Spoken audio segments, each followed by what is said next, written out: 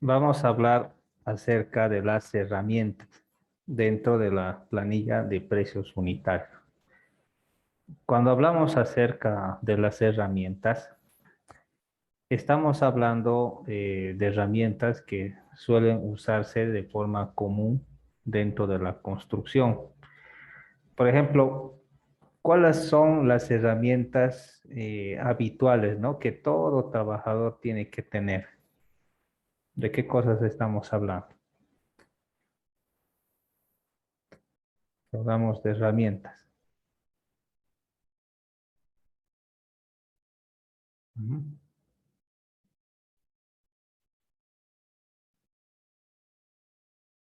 A ver, ¿cuáles son las herramientas básicas de un trabajador? ¿Dónde está Saulo?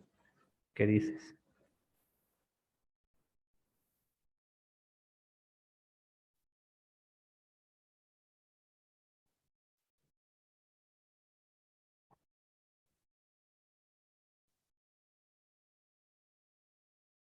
¿Sabes?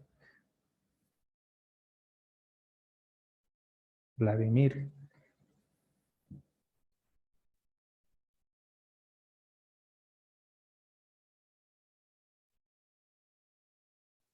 Las herramientas básicas de un trabajador, ¿cuáles serían?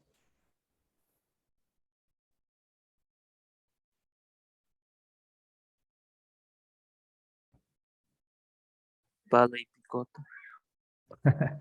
No, no es eso, ¿no? Pero sí, son Mezcladora, herramientas. dije, ¿Qué dices, Cristian? mezcladora, sí, mezcladora, vibradora, nada. A ver, la pregunta otra vez, por favor. Las herramientas básicas de un trabajador, ¿cuáles son?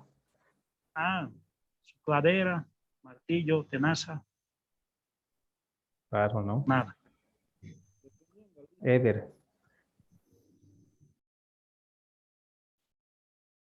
eso, ¿no? Tenaza, martillo, ¿sí?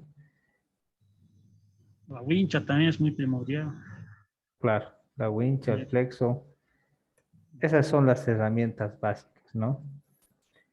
Y otras herramientas también básicas, pero que son adicionales. Está pues lo que es la picota, la pala, que se utiliza en toda obra. ¿Qué más hay aparte de eso? La plomada, Ya, plomada, Carretilla. carretilla, excelente, bien. ¿Qué más?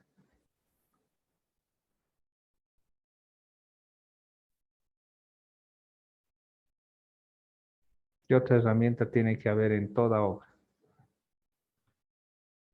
manguera de nivel, Bien, nivel de manguera. El hilo del ingeniero, Inge. Digo, del albañil. Hilo del albañil. Hilo de pescar, ¿no? Generalmente utilizan el de 0,6 o el de 0,8, ¿no? El hilo está en esa medida. ¿Qué más?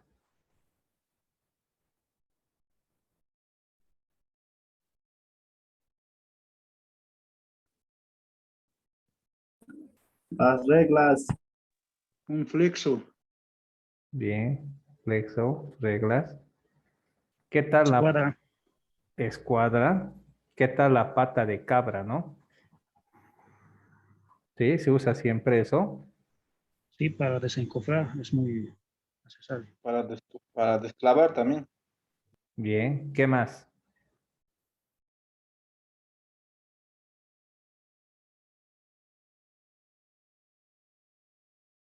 La choclera que lo llaman para poner las Choclera, maderas. chocla, ¿no? Es Yo- para rayar, ¿no? ¿Qué tal la grifa?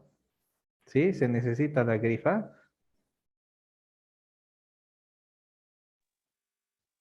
Sí, se necesita. Y también una herramienta muy importante, Inge, las amoladoras, de Ya, tipo un taladro. eso, amoladora, taladro. Y también aparte de esas cosas está el nivel, ¿no? Se utiliza el nivel y quizás otras cosas pequeñitas más que son importantes, ¿no? Por ejemplo, está el pato, el barrilejo, la plancha, ¿sí? Entonces son cosas que se utilizan, que forman parte de las herramientas básicas en toda obra, ¿no? Que siempre tiene que estar disponible. Ahora, si estamos hablando de mezcladora, vibradora y equipos de esa tanda para arriba, forman parte de maquinaria, porque dentro de herramientas están las herramientas que no se cuantifican en los precios unitarios. Pero estas herramientas que suelen utilizarse de forma común se van desgastando y cada cierto tiempo se tienen que renovar, no necesariamente cada obra, ¿sí? Pueden durar 2 o 3 obras, de ahí se destrozan y es necesario renovar, renovar y renovar, ¿no?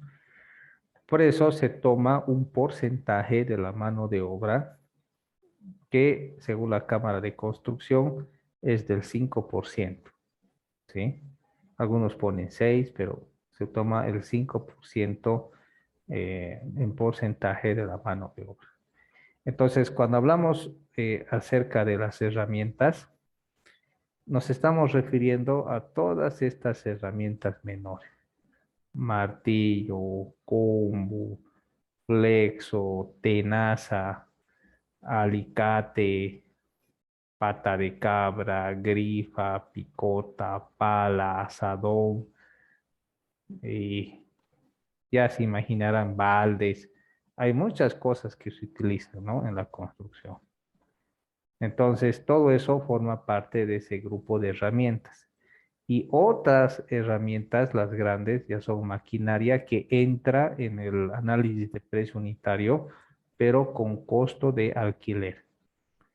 Por ejemplo, se puede utilizar una moto, como es una mezcladora, pero se introduce un costo de alquiler del equipo dentro de los precios unitarios, ¿sí? Pero este 5% no abarca ese tipo de herramientas mayores, sino simplemente herramientas menores de uso común.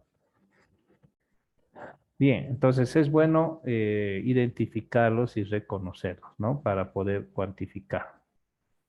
Hablemos acerca de los costos indirectos, ¿sí? ¿A qué se refieren estos costos indirectos? Son gastos que no son fácilmente cuantificables. En primer lugar están lo que son los gastos generales. Ejemplos de gastos generales. ¿Qué podría incluir un gasto que se considera como general?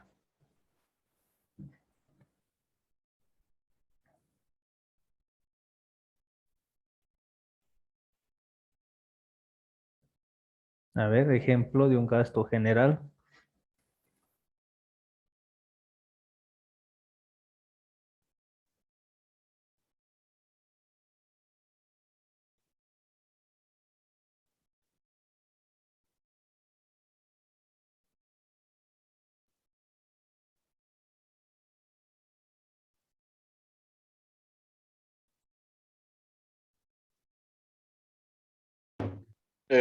Gasto general sería, yo pienso, las maquinarias, ¿no? Los equipos que se ocupan, la electricidad, no sé, es cositas que se gastan.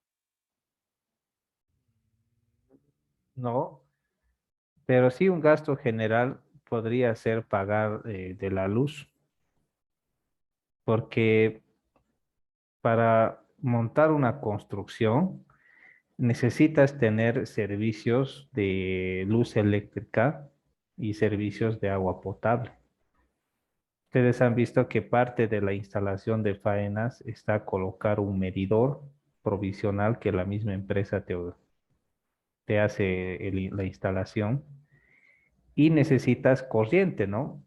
con corriente funciona la mezcladora, la vibradora, también funciona la moladora, el taladro, y los focos y cualquier cosa por el estilo, ¿no? Entonces necesitas corriente y esa corriente se tiene que pagar. Algo que también se usa en gran cantidad es el agua, ¿sí? Se utiliza bastante el agua. Entonces, eso también se tiene que pagar y podría formar parte de gastos generales, ¿sí? Pero no el asunto de la maquinaria, ¿no? ¿Qué otra cosa más podría formar parte de gastos generales?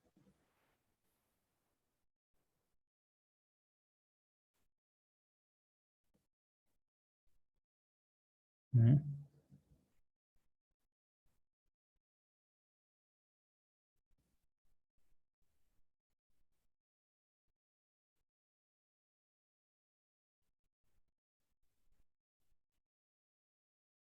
A ver, ¿se imaginan algo más?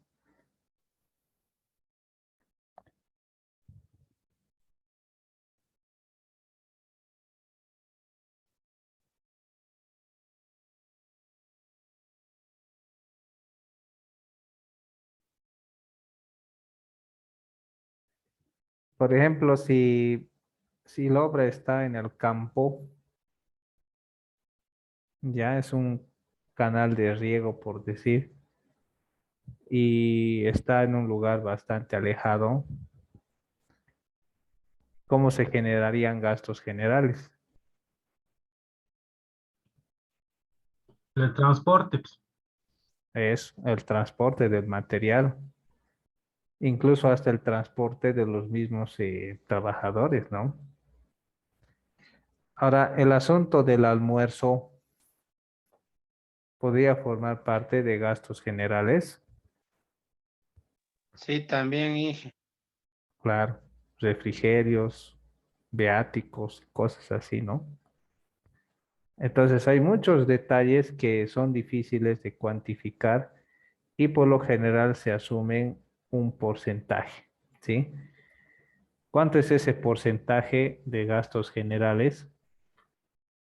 Mm,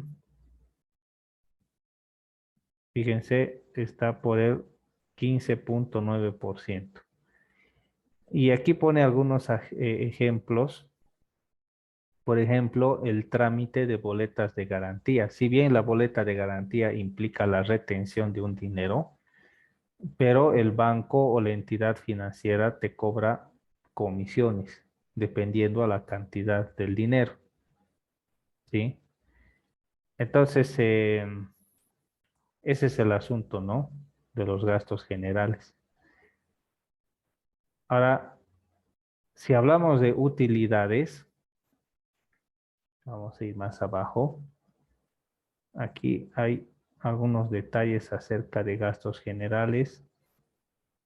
Eso lo vamos a ver. Desmovilización, movilización también implica un gasto general.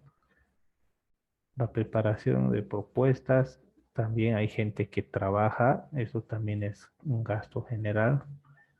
Documentación, garantías, seguros, costos de operación, eh,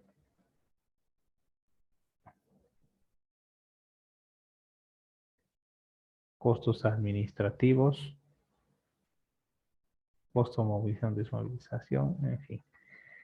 La utilidad es lo que se va a ganar, ¿no? Y la Cámara de Construcción pone como base el 10%, ¿sí? El 10% de ganancia, ¿sí? El 10% del costo directo más los gastos generales. Ese es un valor base. Al final cada quien coloca la cantidad que desee, pero se basa en el 10%, ¿no? Si hablamos de los impuestos, que también son otros costos indirectos, está el 13% y el 309, ¿no? 13.90 y tantos, el 309, que son los impuestos que son habituales dentro de la construcción, ¿sí? Así que esos forman parte de los costos indirectos. El asunto de la utilidad es un costo indirecto porque si bien se ha planificado que uno podría ganar el 10%, pero no siempre pasa eso. Podría ser menos o quizás podría ser más, pero no siempre sucede así. Así que por eso es difícil determinar exactamente cuánto es la utilidad, porque no siempre los precios se van a mantener o los planes con respecto a la ejecución de los ítems se van a mantener igual, sino que pudieran ocurrir diferentes cambios que pudieran beneficiar o perjudicar, y eso hace de que estos costos puedan variar, ¿sí? Y también las utilidades varían de acuerdo al grado de variación que van a tener este asunto de la utilidad. Aquí está hablando un poco acerca de los impuestos. Vamos a ver un modelo de precios unitarios. No han puesto aquí. Lo han comido. Ya, no importa. Presentación de un presupuesto. Entonces, una vez que se tienen todos los análisis de precios unitarios de cada ítem, se puede elaborar un presupuesto general, donde tenemos las cantidades que están respaldadas por cómputos métricos y los precios unitarios por esas planillas de análisis de precio unitario. Entonces se multiplica sencillamente el precio unitario por el volumen o la cantidad y da un precio por ítem y la suma de todos esos precios es el presupuesto general. Muchas veces resulta práctico y a veces necesario poder expresar esas cantidades de forma literal, ¿sí? A fin de que si los números de alguna forma se estropean o no son muy legibles por algo que ha pasado, se puede leer, ¿no? La cifra, se puede corroborar y también se evita la adulteración de estos habiendo una cifra literal, ¿no? Así que es bueno que todos los precios estén acompañados de una descripción literal, ¿sí? De los montos. Bien, vamos a ver más adelante. Aquí está. Siempre tiene que haber lo que es la obra, la empresa, la fecha, el ítem, la unidad, cantidad, precio unitario y el subtotal. Y la suma de estos subtotales va el total.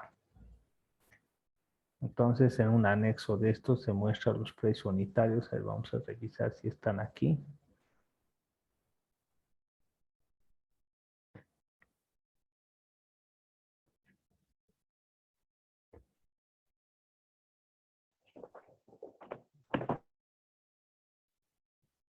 Aquí está. ¿Dónde está? Precios unitarios.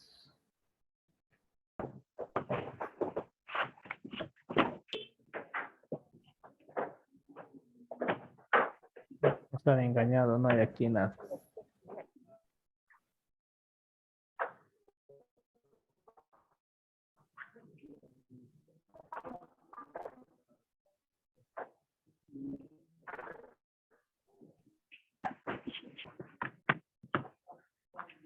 Y estamos viendo costos indirectos.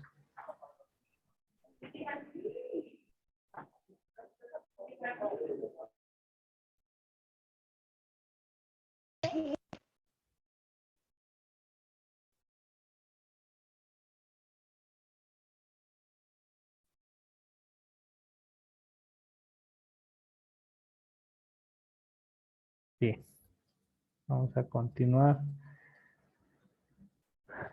Hablemos equipo de construcción, ¿sí? Entonces, cuando estamos hablando del equipo, claro, no estamos hablando acerca de las herramientas, sino estamos hablando de la maquinaria y otro tipo de cosas que se puede considerar también maquinaria, que forman parte indispensable para la construcción de carreteras, puentes, alcantarillados y cualquier tipo de obra civil. Y cada eh, obra tiene pues un equipo que es común y característico. Por ejemplo, si estamos hablando de un alcantarillado, ¿cuál sería el equipo clave, no? Que se necesita para poder trabajar en obras de este tipo. ¿Cuál sería? La estación total, Inge, topografía. Eh, la estación total no se usa tanto en alcantarillado, ¿no? Solo para el replanteo. Jorge, claro, la reto es fundamental, ¿no? Porque sin eso no haces nada, ¿no? Bien. Ahora, si estamos hablando de una carretera, un equipo que es clave Una moto, es, cisterna, es moto. Más la moto, ¿no? Que la cisterna. Sin motoniveladora, entonces no se puede hacer el trabajo, ¿no? Es imposible. Ahora, algo más difícil, un puente, algún equipo clave.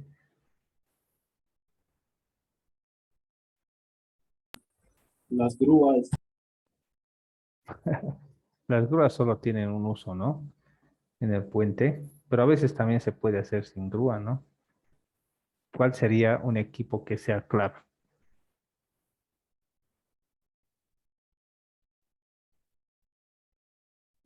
El lanzador de vigas. Ya, eso también tiene un La uso, mezcladora. sí, podría ser una mezcladora grande o podría ser un mixer, ¿no? O una planta de una planta de hormigón, porque el puente básicamente es todo concreto, ¿no? Todo concreto. Entonces sí o sí se necesita trabajar bastante con concreto y con acero. Así que cada obra tiene su propio equipo.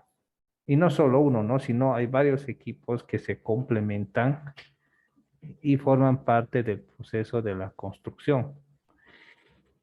Entonces, es importante que en el presupuesto esté lo que es el costo de operación. Si el equipo es propio, podríamos incluir el costo de operación, lo que hace de que los precios puedan bajar todavía. Pero si el equipo no es propio, tendría que ir los costos de alquiler, que hace que el presupuesto se eleve. Entonces, cuando uno está empezando a competir, tiene que tomar en cuenta este aspecto, que los costos de operación solamente podrían ser usados cuando el equipo es propio, pero los costos de alquiler cuando no es propio el equipo, ¿no? Y eso infla los precios. Pero si el asunto del precio no es importante, tal vez no es una razón de competencia, sino más que todo es la calidad y la propuesta técnica. Entonces, se tiene que colocar siempre el costo de alquiler. Así que los equipos propios que uno disponga empiezan a trabajar para uno mismo y empiezan a generar recursos que significan directamente en ahorro. Así como las personas tienen rendimientos y los materiales, también los diferentes equipos que se utilizan en la construcción también tienen ciertos rendimientos. Entonces, esos rendimientos son números muy bajos porque la máquina hace muy rápido. Si hablamos de una excavadora, imagínense cuántas horas le toma a una excavadora 1 metro cúbico de material. Muy poco. Su balde es apenas un cubo. Entonces basta que saque 1 o 2 baldes y ya ha pasado pues, 1 metro cúbico. Y no le toma mucho tiempo hacer eso. Segundos, quizás minutos, ¿no? Pocos minutos. Entonces si hablamos de horas, pues son valores bastante bajos, ¿no? Piensen, por ejemplo, en el caso de un tractor oruga que tiene que trabajar en desbroce, ¿sí? Desmonte, desbroce, ¿no? Tiene que quitar maleza, tumbar árboles, cosas así, ¿no? Entonces, ¿en cuánto tiempo hace ese trabajo 1 metro cuadrado? ¿Cuánto tiempo le toma? En horas. Le toma muy poco tiempo. O sea, su rendimiento es muy bajo para la unidad, ¿sí? Que se toma en metro cuadrado cuando es desmonte o deshierve o desbroce. Es un valor muy pequeño, porque los equipos son grandes y sus rendimientos también son bastantes, ¿no? Así que es bueno tomar esto porque dependiendo del rendimiento y del costo, esto van sumando a la planilla. Entonces, si se hace mal, el costo de operación o el rendimiento pueden innecesariamente inflar los precios unitarios. Y eso hace que el presupuesto general crezca y no es saludable si es que se está compitiendo. Pero si no, otros quizás puedan observarlo y la propuesta puede ser descalificada por errores de concepto en cuanto al análisis de precios unitarios que tiene que ver con las maquinarias.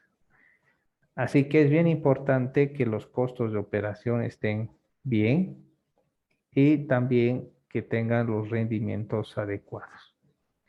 ¿Se acuerdan ustedes que en la materia de maquinaria, en el anterior semestre, hemos luchado mucho con precios unitarios y costos de operación? Perdón, sí, precios unitarios de costos de operación y también con rendimientos de los equipos. Entonces, toda esa información que habíamos visto ya en el pasado, pues nos sirve para poder empezar a tener estos nuevos datos que van a influir directamente en el costo de la obra. Costo de operación. ¿Qué cosas se involucra el costo de operación? A ver, pongamos ejemplos. ¿Qué se necesita? Lo que involucra el costo de operación. ¿Qué se requiere?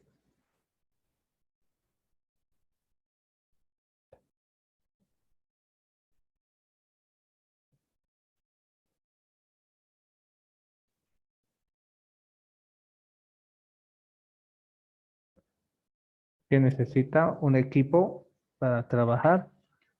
¿En Un qué? chofer Sí, un chofer.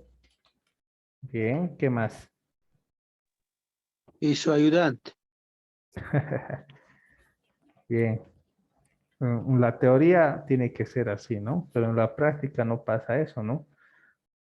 ¿Qué más se requiere?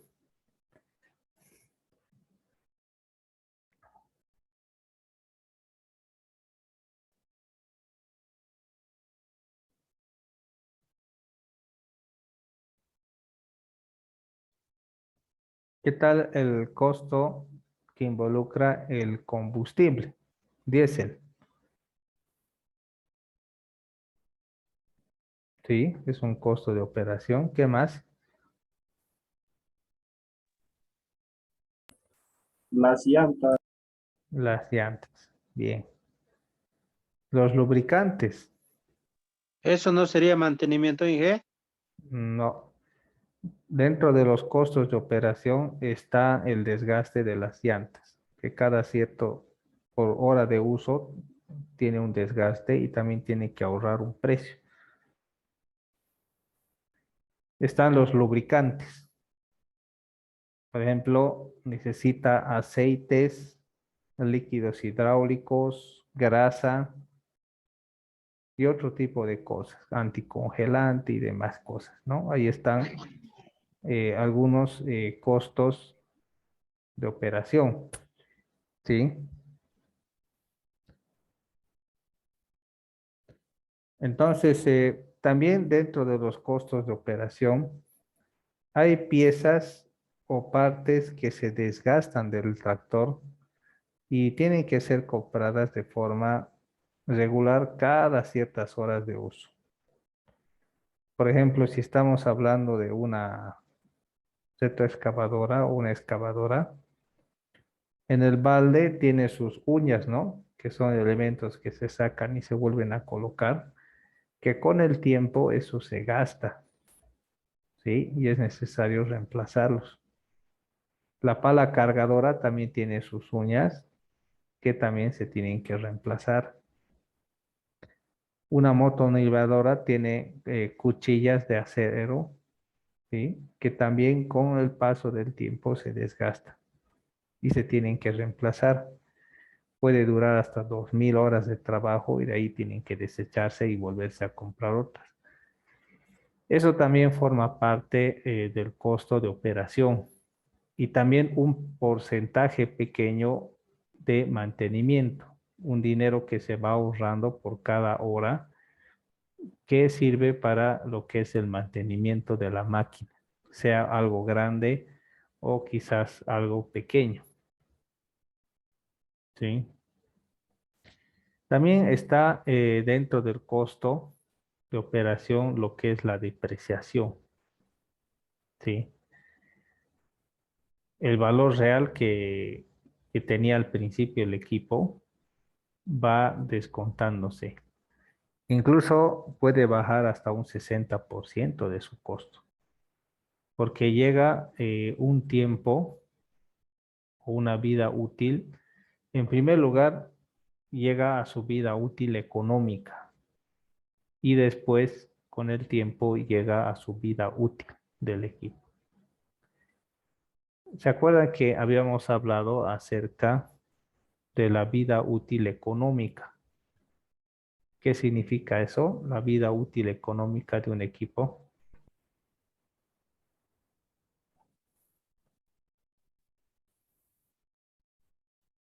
A ver, ¿quién recuerda? Vida útil económica de un equipo.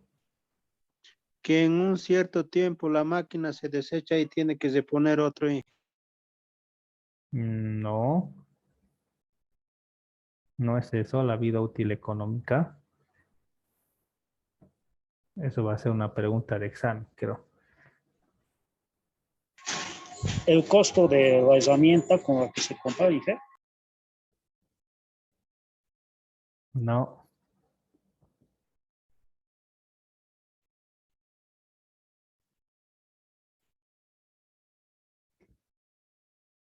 A ver, les voy a orientar. Jorge. Es recuperar más o menos el costo invertido en una maquinaria. Recuperar ese costo de alguna manera, ¿no? O sea, y entonces eso tiene un tiempo, digamos, de vida útil. Les voy a poner un ejemplo. Un auto nuevo, 0 kilómetros, recién sacado de la tienda, con un auto que ya ha recorrido sus 100,000 kilómetros. ¿Ya? Ahora, ¿cuál es la diferencia? Si hablamos en sentido mecánico, ¿cuál es la diferencia?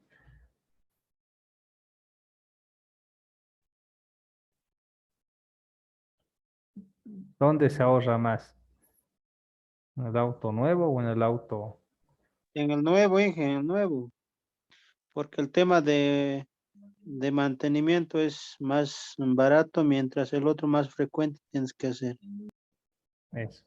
Al final, quienes tienen autos, haciendo cuentas, algunos se dan cuenta de que gastan más en el auto que usando transporte público. Sí, el transporte público les podría haber salido más barato, pero mantener el auto y utilizarlo, pues sale mucho, ¿no? Sí, sale más caro. Entonces, ahí es cuando el auto te produce más gastos que beneficios.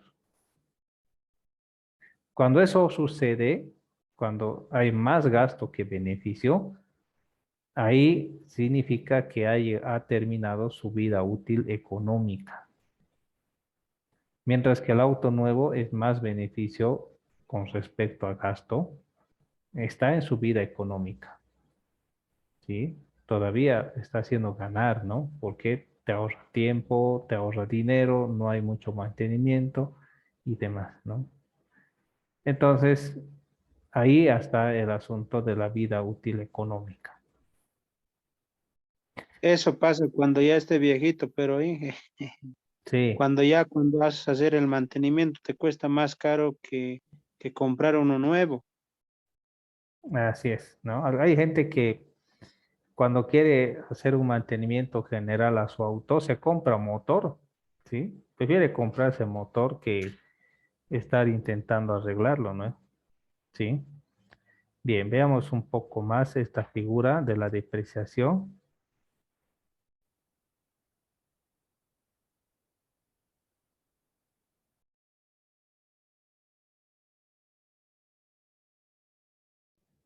Fíjense esta figura de la depreciación. Relación costo de inversión versus vida útil. Al principio ha tenido un costo elevado de inversión, ¿sí? Pero a medida que va pasando el tiempo, fíjense, hay una caída progresiva del precio, hasta el punto donde el equipo ya es chatarra, ¿no? No vale nada, ha perdido su precio, pero llega un punto donde todavía vale algo, pero ya ha terminado su vida útil. Entonces, su vida útil económica es cuando llega a cierto punto, ¿no? Vamos a ver eso. Aquí está la depreciación en un tiempo T y la vida útil en un tiempo T1. ¿Sí? Depreciación y ahí está la vida útil y el costo de la inversión inicial es este de acá. Bien. Transcurrido un tiempo T1 de uso, se considera que el equipo tendrá un valor de B1 y habrá experimentado una depreciación D. Y al final de la vida útil de la depreciación será igual al costo de inversión. Es decir, la depreciación es simplemente la pendiente de dicha recta que se deduce de esta forma. Y esta ecuación la usamos, ¿no? Para la planilla del ingeniero. Bueno, se ha usado en la planilla del ingeniero Leopold para calcular el costo horario, ¿sí? Entonces, eso muestra cómo los equipos van cayendo y perdiendo de valor. Al principio aguantan, pero después ya se vienen en picada. Así que hay un punto donde el equipo tiene que venderse. Algunas empresas del exterior compran equipo nuevo y lo utilizan mientras está en su vida económica útil. Pero una vez que termina su vida económica, lo venden o se deshacen del equipo. Entonces ahí vienen los bolivianos y otras personas y compran ese equipo y lo traen a Bolivia para seguirlo usando. Pero muchas veces ese equipo ya ha cumplido su vida económica. Sí, por eso esos países prefieren comprar uno que estar con el otro, ¿no? Que les va a causar gastos. Bien, ahí está la depreciación. Por lo general, la depreciación o la vida útil del equipo está como 10.000 horas. ¿Sí? Que es 5 años y por año unas 2.000 horas trabajadas, ¿no? Bien, aquí está cómo calcular la depreciación. Hablemos acerca del mantenimiento y las reparaciones, que varía entre un 70 al 100% de la depreciación del equipo. ¿sí? Entonces el mantenimiento va incrementándose a medida que el equipo también se va depreciando. La costo de inversión es lo que se ha pagado inicialmente en el equipo y eso se va depreciando. Fíjense que la depreciación baja rápido. Después de 6 años de uso, pues se ha acumulado tanto la depreciación de que el equipo ha perdido su valor.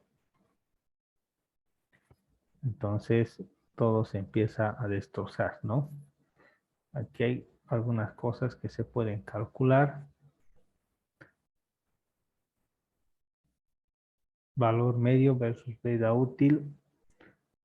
Esto no nos interesa mucho porque no lo vamos a usar. Hay también lo que es el costo de funcionamiento, ¿sí? Se necesita pagar salarios, se necesita pagar el precio del combustible, ¿sí?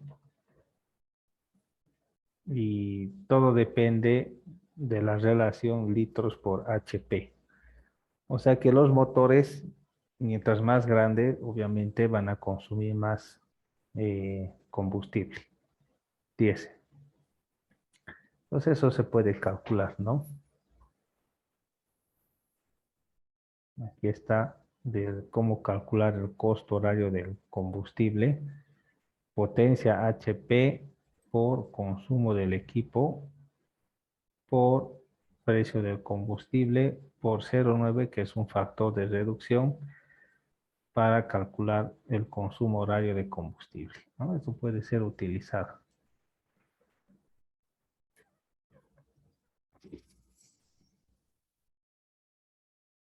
Sí. Esto es con el consumo de aceites, consumo de lubricantes con respecto al combustible. Entonces, a medida que se va usando el equipo, también se requiere poner lubricantes.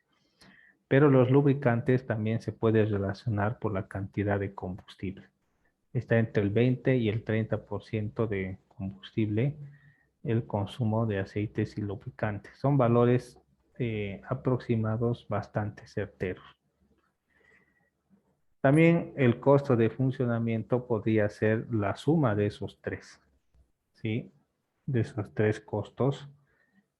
Y de esa forma se puede saber el costo de funcionamiento de un equipo. El costo de operación, fíjense, involucra la depreciación, mantenimiento y reparación, costo de la inversión y el costo de funcionamiento. Entonces, la suma de estas tres cosas o cuatro cosas nos da el costo de operación. Bien, hay un ejemplo. Fíjense el costo de operación de un equipo con estas características.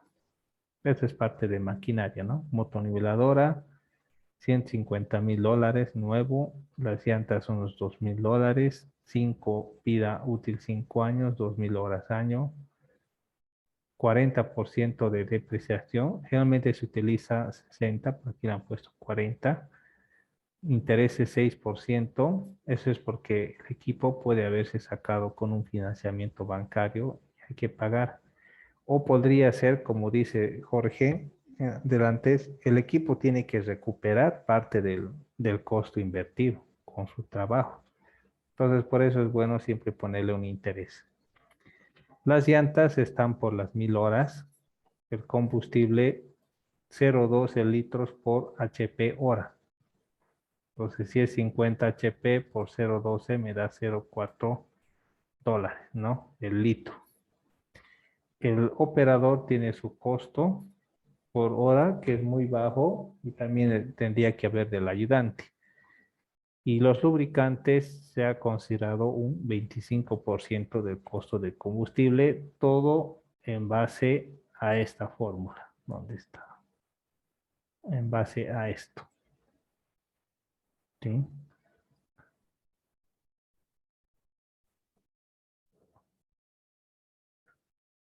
La depreciación se calcula como 10,000 horas, la vida útil del equipo. Costo del equipo menos llantas es esto. Este es el método del ingeniero Valera, su planilla. Ese es de los impuestos, perdón, la costo de los impuestos del equipo, mantenimiento y reparación, la inversión y el funcionamiento. Esto lo hemos visto ya en maquinaria, ¿no? Entonces, con eso se puede calcular exactamente todo lo que involucra el costo de operación. Hablemos del movimiento de tierra. ¿Sí? En toda obra,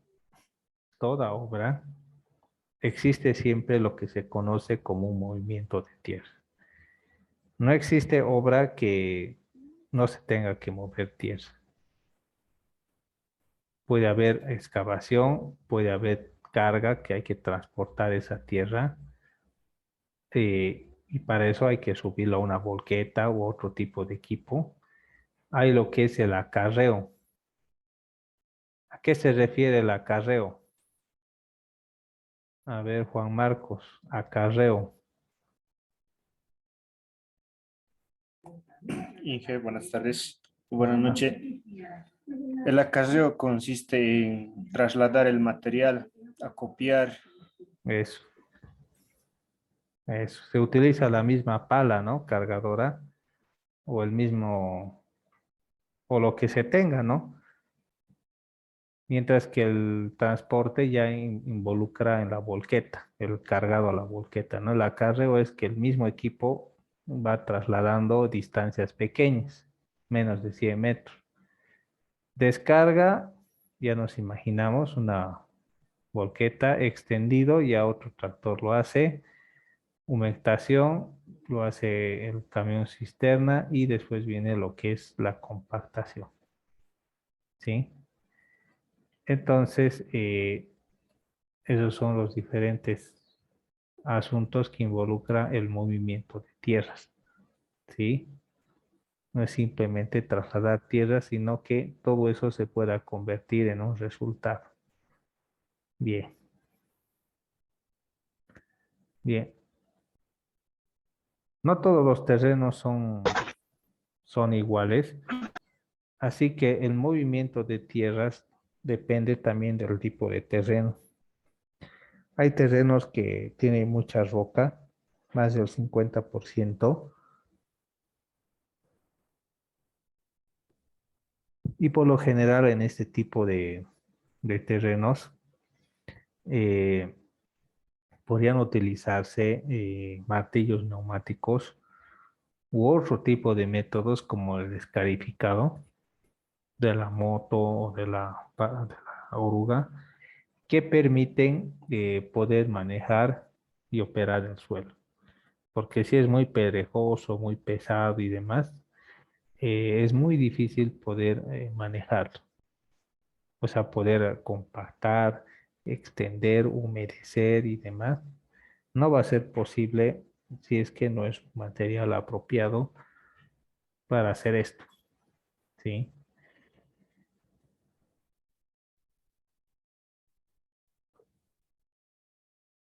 Hablemos acerca de los cambios de volumen. ¿Qué significa este término que se conoce como esponjamiento? ¿Cómo lo ven ustedes? ¿Qué es el esponjamiento?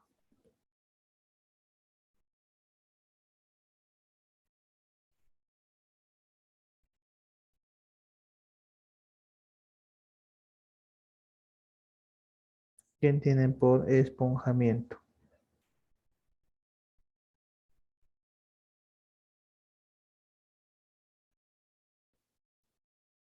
A ver, ¿quién quiere explicar lo que es esponjamiento?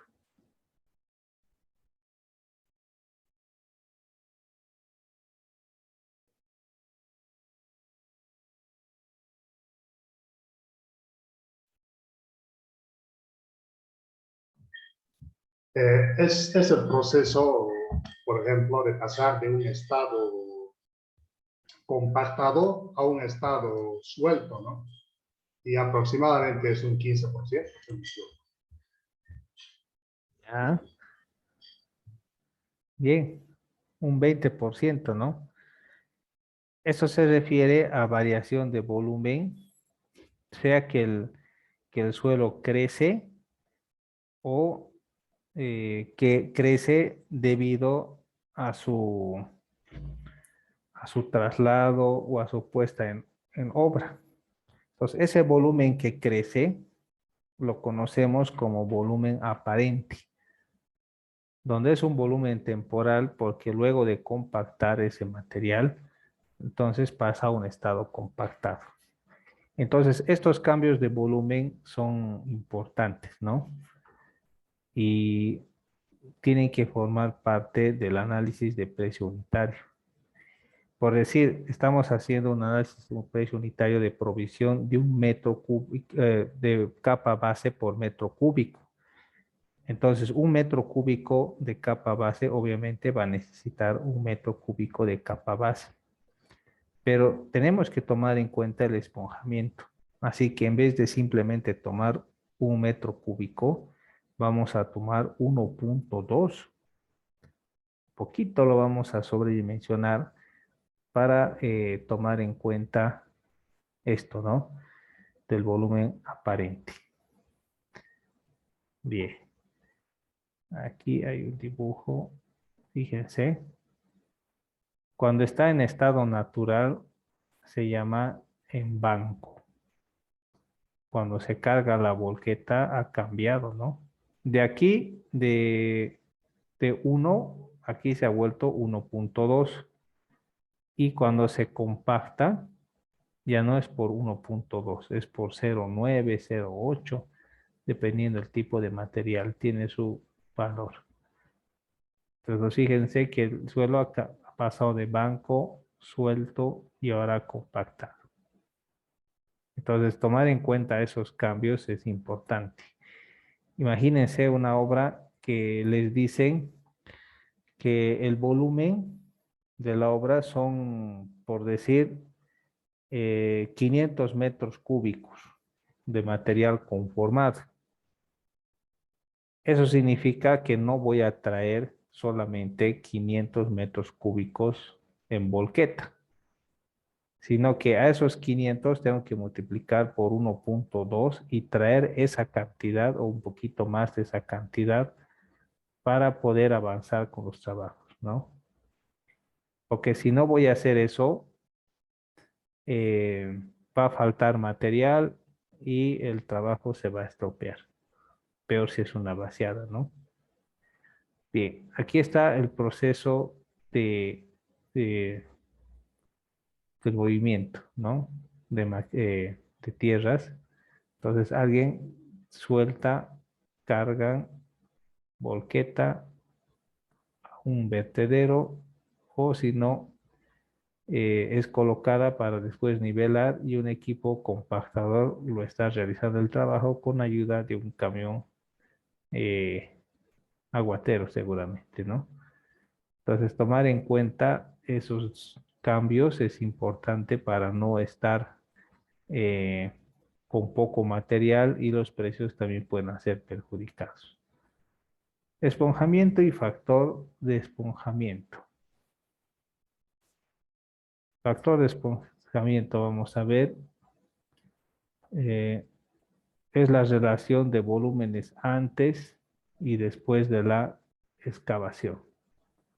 Ese es el factor de esponjamiento. ¿Sí? Eso es lo que estábamos hablando de antes. Aquí está cómo calcularlo. Muestra algunos ejemplos que se pueden utilizar. Así que esto es parte del asunto teoría. Aquí hay una tablita donde muestra los factores de esponjamiento para diferentes tipos de suelos. Puede ser grava, roca afilada, arcilla y grava, arcilla o arena, ¿no? Entonces, el esponjamiento está presente en todos. Si hablamos acerca de la arcilla, tiene un 25%. ¿Quién más da? La roca alterada produce un 43% de esponjamiento. La arena y la arcilla también tienen su factor. ¿Cuál es la diferencia entre consolidación y compactación? Esa sí es una buena pregunta. A ver, Álvaro, ¿cuál sería la diferencia entre consolidación y compactación?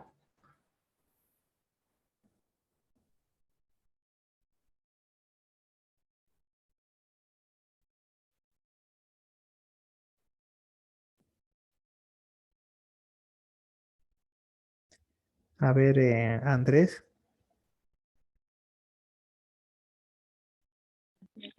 La consolidación lleva su tiempo en G y la compactación se puede dar en un momento dado. Bien, ¿no? Cuando un suelo está mucho tiempo en reposo y no sufre alteraciones, llega a un estado de consolidación.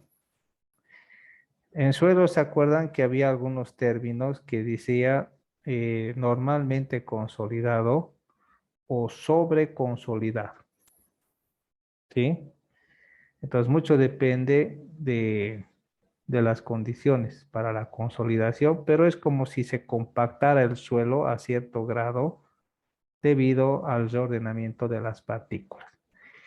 Mientras que la compactación implica un trabajo mecánico, donde tiene que haber un percutor o un edificio o una estructura o una herramienta parecida que pueda compactar y mecánicamente obligar a las partículas a organizarse. Entonces ahí estamos hablando el asunto de la compactación, la diferencia con respecto a la consolidación. La compactación se da en un periodo corto, mientras que la consolidación involucra un periodo mucho más largo. Bien, aquí está el factor de consolidación, la relación entre volúmenes de material en blanco y compactado. Aquí está porcentaje de consolidación.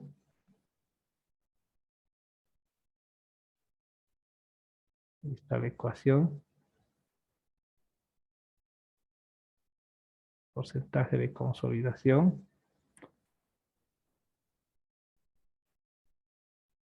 Porcentaje de consolidación también, que casi no lo usamos. Y aquí está la forma de la consolidación, ¿no? H libre y aquí la altura compactada. Bien, también existe una disminución del espesor que se puede calcular de esta forma, ¿no? Y también lo que falta acá es colocar el porcentaje de agua que va a necesitar esa conformación. Bien, hablemos de la clasificación y tipos de maquinarias. Hay maquinarias que excavan y maquinarias que trasladan cargas. ¿Sí? Ahora, ¿cómo serían estas? ¿Qué tipo de maquinarias podrían ser? A ver, aquí hay ejemplos, pero ¿qué dirían ustedes? Maquinarias que trasladan y excavan cargas. Excavan, mejor dicho.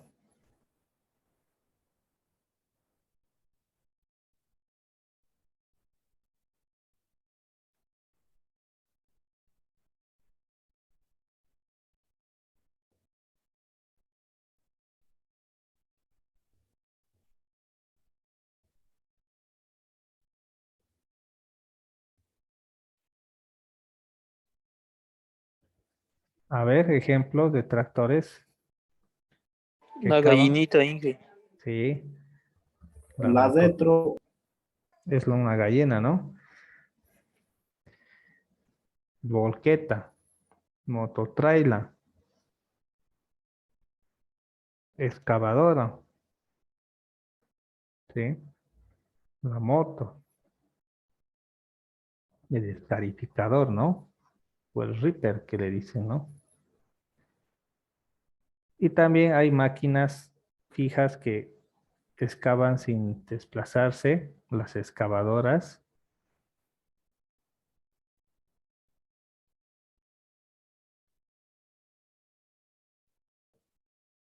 Ahí están algunos tipos de maquinaria y dónde se utiliza. Fíjese, la trailer es lo que hace todo esto, ¿no? Un equipo bastante útil, pero en los medios de obras grandes. No el tamaño de obras que hay acá, ¿no? ¿Qué factores influyen en el rendimiento de las maquinarias? Esto es parte de maquinaria y equipo, la eficiencia. Una consulta, Inge. Dime, Juan Marcos. O Gensi. Henry. Eh, Inge, lo voy en dónde a dónde correspondería, porque para el traslado de la máquina utilizan uno ve.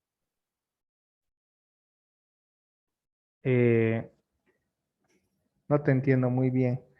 El asunto del traslado de la máquina, el costo, ¿dónde iría, dices? Mayormente se maneja con lo voy no ve.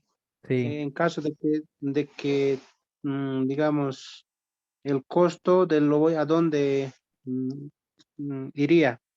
tendría que ir a gastos generales, porque Ah, gastos ya. generales lo va a cuantificar por una unidad de ítem y multiplicado por el volumen total tendría que ser algo parecido al costo de operación o al costo de equipo, ¿no?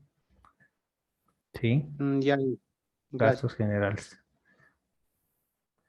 La eficiencia horaria aquí en Bolivia es de 50 minutos, porque es irreal pensar de que una persona trabaje los 60 minutos en una hora. Siempre va a tener un pequeño descanso, una distracción o algo, y solo se toma 50 minutos. Así que si hacemos la relación, sale 0,83. Es muy importante eso. Después están las condiciones de trabajo, ¿sí? Buenas, malas. Realmente se toma 0,9.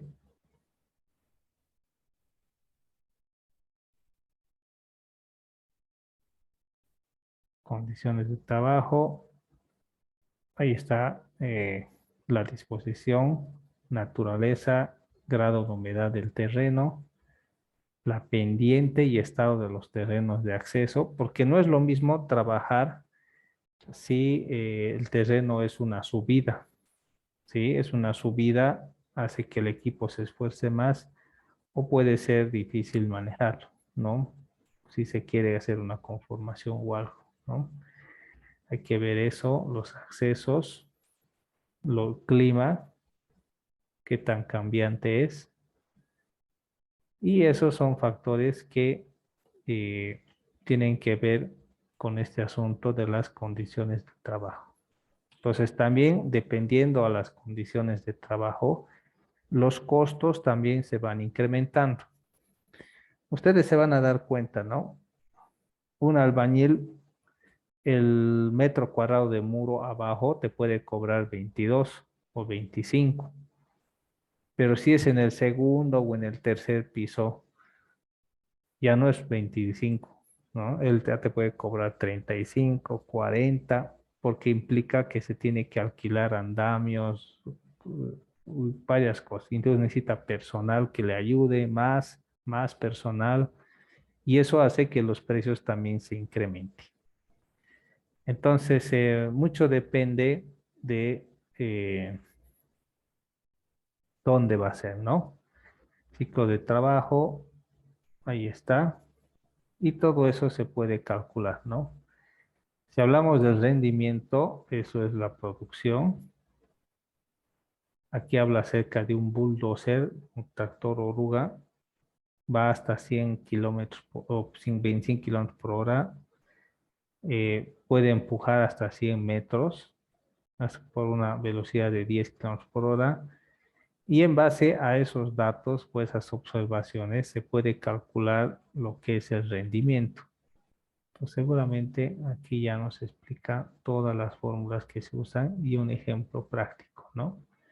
Para calcular el rendimiento. Bien, aquí hay ejemplos que lo vamos a ir viendo más adelante. Bien, jóvenes, quedaremos aquí. Saquemos una evidencia, por favor.